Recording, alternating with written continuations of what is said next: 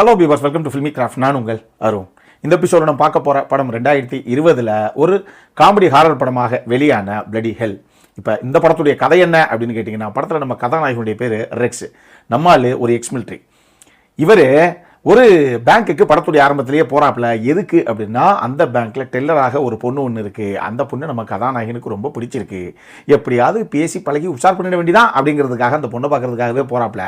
போனால் கூட்டம் பயங்கர லைனில் நிற்கிறாங்க. அவன் ஒரு கவுண்டர்லையும், நீங்கள் முன்னாடி போங்க, ஒன்றும் அவசரம் இல்லை, நான் பின்னாடி கூட போய்க்கிறேன் அப்படின்னு அந்த பொண்ணை பார்த்துக்கிட்டே அங்கேயே நிற்கிறாப்புல. இது அந்த பொண்ணும் நோட் பண்ணுது. ஆனால் இப்படி இவங்க ஒரு பக்கம் கண்டே விளையாண்டுக்கிட்டு இருக்க, திடீர்னு ஒரு 5-6 பேர் துப்பாக்கி கையுமாக உள்ளே வந்துடுறாங்க. அந்த பேங்க்கை கொள்ளையடிக்கணும் அப்படின்னு சொல்லி ஒரு கும்பலில். இப்போ அங்கே உள்ளே இருக்கவங்க யாருக்கும் அல்லு இல்லை. ஐயோ என்ன நடக்க போதோ அப்படிங்கிற மாதிரி மரண பீதியில் இருக்காங்க எல்லாரும். நம்ம கதாநாயகன் எக்ஸ் மிலிட்ரி இல்லையா, இப்போ நம்ம யாருங்கிறத காமிக்கணும் அப்படிங்கிறதுக்காக கதாநாயகன் திடீர்னு அவர் கையில் விஷம் ஒரு துப்பாக்கியை கிடைக்க, அந்த துப்பாக்கியை வச்சு சும்மா அங்கே உள்ளே வந்த அத்தனை கொள்ளையர்கள் எல்லாத்தையும் நம்மளால் போட்டு தள்ளுறாப்புல. இதில் பிரசன்ட் மீடியா வரைக்கும் இது மிகப்பெரிய பேசும் பொருளாக ஆகி, இவர் தாங்க எங்கள் நாட்டினுடைய ஹீரோ அப்படிங்கிற அளவுக்கு எல்லாரும் பயங்கரமாக தூக்கி பிடிச்சி பேசுகிறாங்க. இது கதாநாயகனுக்கு பெருமையாக இருக்கிறதெல்லாம் ஒரு பக்கம் இருக்கட்டும், ஆனால் அங்கே ஒரு கொலட்ரல் டேமேஜ் ஒன்று ஆகிப்போச்சு. அதாவது அந்த திருடங்களில் கடைசியாக ஒருத்தன் தான் மிச்சம். அவனை சுற்றலாம் அப்படின்னு சுடும்போது ஒரு அலமாரி மாதிரி ஒரு இடம், அதுக்குள்ளே கபோர்டுக்குள்ளே ஒளிஞ்சிருக்கிற ஒரு பொண்ணு, கடைசியாக அந்த பொண்ணும் அந்த துப்பாக்கி குண்டால் கடைசியாக அடிபட்டு அந்த பொண்ணு இறந்து போய் வெளியே விழுகுது. இதை யாருமே எதிர்பார்க்கல. ஸோ ஊரே இவர் தாங்க எங்கள் ஊர் ஹீரோ இவர் அப்படின்னு தூக்கி பிடிச்சாலும், சட்டத்தை பொறுத்தளவுக்கு இங்கே பாரு, தேவையில்லாமல் ஒரு அப்புறாணி பொண்ணுடைய உயிரை நீ காவு வாங்கிட்ட, அதனால் கண்டிப்பாக உனக்கு ஜெயில் தண்டனை நிச்சயம் அப்படின்னு 8 வருஷத்துக்கு உள்ளே ஓட்டுறாங்க ஜெயிலில். அப்புறம் என்ன, நேராக கட் பண்ணால் 8 வருஷம் கழிச்சு வெளியே வந்துடுறாப்புல. வந்து எப்பா ஊராப்பா அதெல்லாம், இன்னமும் 8 வருஷம் கழிச்சு வெளியே வந்து இப்போயாவது நிம்மதியாக வரலாம் அப்படின்னு பார்த்தா, இப்போயும் உள்ளே போன ஹீரோ வெளியே வந்துட்டாரு அப்படின்னு பிரசன்ட் மீடியா பின்னாடியே தர்றாங்க. திருப்பி இந்த வாழ்க்கையே வேணாம் எனக்கு, நான் முதல்ல இந்த ஊர் வேணாம், அந்த நாடு வேணாம், நான் இங்கேருந்து ஃபின்லாண்டுக்கு போகிறேன் அப்படின்னு ஒரு முடிவு எடுக்கிறாப்புல படத்துடைய கதாநாயகன். அவர் வாழ்க்கையிலேயே அவர் எடுத்த அற்புதமான முடிவு அதுதான்ப்பா ஒத்தரோசா அப்படிங்கிறது நம்ம கதாநாயகனுக்கு அந்த தருணம் வரைக்கும் தெரியாது. ஏன்னா இதுக்கப்புறம் அவருடைய வாழ்க்கையே தலைகீழாக மாறப்போகுது அப்படிங்கிற சமாச்சாரம் என்னங்கிறது தான் இந்த படத்துடைய மொத்த கதையை. இந்த படத்தை பொறுத்தளவுக்கு ராபர்ட் பெஞ்சமின் அப்படிங்கிற நபர் எழுதி, இதை அலிஸ்டர் கிரேட்சன் அப்படிங்கிற நபர் இயக்கியிருக்காப்புல.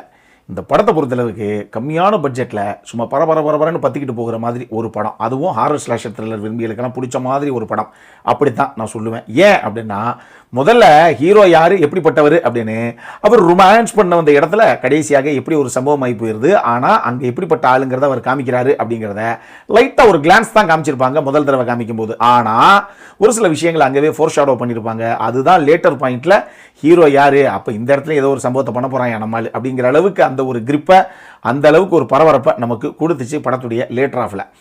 அதே மாதிரியே இந்த படத்தில் 2 கதாபாத்திரங்கள் தான் முக்கியமான கதாபாத்திரங்கள். ஒன்று பென்னோ டூல், அவர் தான் கதாநாயகனாக பண்ணியிருப்பாப்புல. அவருக்கு 2 கேரக்டர் வேறு அட்டகாசமாக பண்ணியிருப்பார். அதுன்னு 2 கேரக்டர் அப்படின்னு கேட்குறீங்களா, அது நீங்கள் படத்தை பார்த்து தெரிஞ்சுக்கங்க. அது சூப்பராக இருந்து அந்த 2 கேரக்டருடைய வடிவமைப்புமே அதை அட்டகாசமாக அதை டிஃபரன்ஷியேட் பண்ணி அழகாக பர்ஃபார்மன்ஸில் காமிச்சிருந்தார். சூப்பராக பண்ணியிருந்தார் அந்த கதாபாத்திரத்தை. மெக் ஃப்ரேசர் அவங்க தான் ஆலியா அப்படின்னு சொல்லி நீங்கள் கதாநாயகி அப்படின்னு கூட வச்சுக்கலாம். அந்த மாதிரி ஒரு கதாபாத்திரம், அவங்களும் அந்த கதாபாத்திரத்துக்கு என்ன தேவையோ அதை நேர்த்தியாக ஸ்க்ரீனில் கொண்டு வந்திருந்தாங்க இன் டேர்ம்ஸ் ஆஃப் பர்ஃபார்மன்ஸ். இது போக இன்னமும் ஒரு 3-4 கதாபாத்திரங்கள் உள்ளே இருக்குது. அதெல்லாம் ட்ராவல் ஆகக்கூடிய கதாபாத்திரங்கள் தான், அந்த மாதிரி கதாபாத்திரங்களாக ஆனால் உள்ளே வந்துட்டு போகக்கூடிய கதாபாத்திரங்கள் தான். மொத்தமே 5-6 கதாபாத்திரங்களை வச்சு ஒரு மினிமலிஸ்டிக் ஃபிலிம், நல்ல கேரக்டரைசேஷன், நல்ல ஒரு ரைட்டிங், முடிஞ்ச அளவுக்கு சுவாரஸ்யமான ஸ்க்ரீன் பிளே அப்படின்னு எல்லாத்தையும் வச்சு இந்த படத்தை ஓரளவுக்கு பக்காவாக தேர்த்தி கொண்டு வந்துட்டாங்க. டெஃபினட்டாக த்ரில்லர் விரும்பிகளுக்கெல்லாம் பிடிக்கக்கூடிய ஒரு படம் தான் அப்படிங்கிற லெவலுக்கு அப்படி தான் நான் சொல்லுவேன். இந்த படத்தில் இன்னொரு விஷயம் பார்த்தீங்கன்னா, எங்கள் ஒரே ஒரு பேங்க் செட்டு, ஒரே ஒரு வீடுடைய செட்டு, ப்ரொடக்ஷன் டிசைன் டீம், இந்த 2 இடம் தான் மொத்தமே. இந்த 2 லொக்கேஷன்லேயே மொத்த படத்தையும் முடிச்சு விட்ருவாங்க கம்மியான பட்ஜெட்டில். அப்படி ஒரு படம் இது.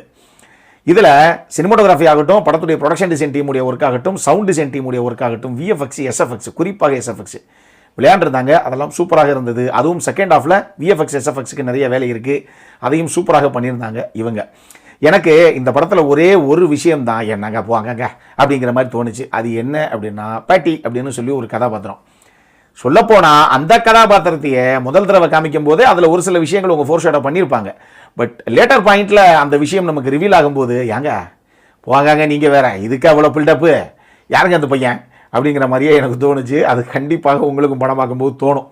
அந்த ஒரு மேட்ரு அதை சேர்க்காமே இருந்திருக்கலாமோ, எதுக்கு அந்த கதாபாத்திரம் தேவையில்லாமல் அப்படிங்கிற மாதிரியே எனக்கு தோணுச்சு. அந்த கதாபாத்திரத்தை இன்க்ளூட் பண்ணாமல் கம்ப்ளீட்டாக இல்லை மொத்தமாகவே கூட அந்த காட்சிகளை, அந்த பேட்டிங்கிற கதாபாத்திரம் வரக்கூடிய அந்த விஷயங்களை மட்டும் மொத்தமாகவே தூக்கியே கூட அந்த கதாபாத்திரம்னு ஒன்று இந்த கதைக்குள்ளே இல்லாமையே இந்த கதாபாத்திரத்தை கம்ப்ளீட்டாக அந்த கதைக்களத்தை அவங்க கம்ப்ளீட்டாக நகர்த்தி இருக்கலாம் அப்படிங்கிற மாதிரியே தோணிருந்துச்சு. அப்படி பண்ணியிருந்தா கூட இன்னும் பெட்டராக இருந்திருக்குங்கிற மாதிரியே எனக்கு ஒரு ஃபீல். ஏன் சொல்கிறேன்னு அந்த பேட்டி கதாபாத்திரத்தை பாருங்கள், உங்களுக்கு தெரியும். அருள்காரனை பொறுத்தளவுக்கு இந்த படத்தில் ஒரு சில லிப்லாக்ஸ் உள்ளே இருக்குது. ரத்தம் திரிக்க செகண்ட் ஹாஃபில் ஒரு சில சம்பவங்கள் இருக்குது. என்கிட்ட கேட்டால் கண்டிப்பாக அந்த படம் அடல்ட் ஒன்லி தான். என்கிட்ட கேட்டால் பார்க்கலாமா வேணாமா அப்படின்னு கேட்டிங்கன்னா டெஃபினட்டாக ஒரு டைம் பாஸ் கேட்டகரியில் நிச்சயமாக நீங்கள் பார்க்கக்கூடிய படம் தான். இந்த படம் பிடிக்கிறதுக்கே பல பேருக்கு வாய்ப்பு இருக்குது. ஸோ பார்க்கணும் அப்படிங்கிறவங்க பாருங்கள். இந்த படத்துடைய லிங்க்கை, யூடியூப் லிங்க் தான் இருந்தது, நான் கீழே டிஸ்கிரிப்ஷனில் விட்டுருக்கேன். அப்புறம் என்ன, அது சப்டைட்டிலோடய உங்களுக்கு அவைலபிளாக இருக்குது. பார்க்கணும் அப்படிங்கிறவங்க பார்த்து மகிழுங்கள். இதே மாதிரி இன்னொரு வீடியோவோட அடுத்த முறை உங்களை சந்திக்கிற வரைக்கும் இட்ஸ் அருண் சைனிங் ஆஃப்.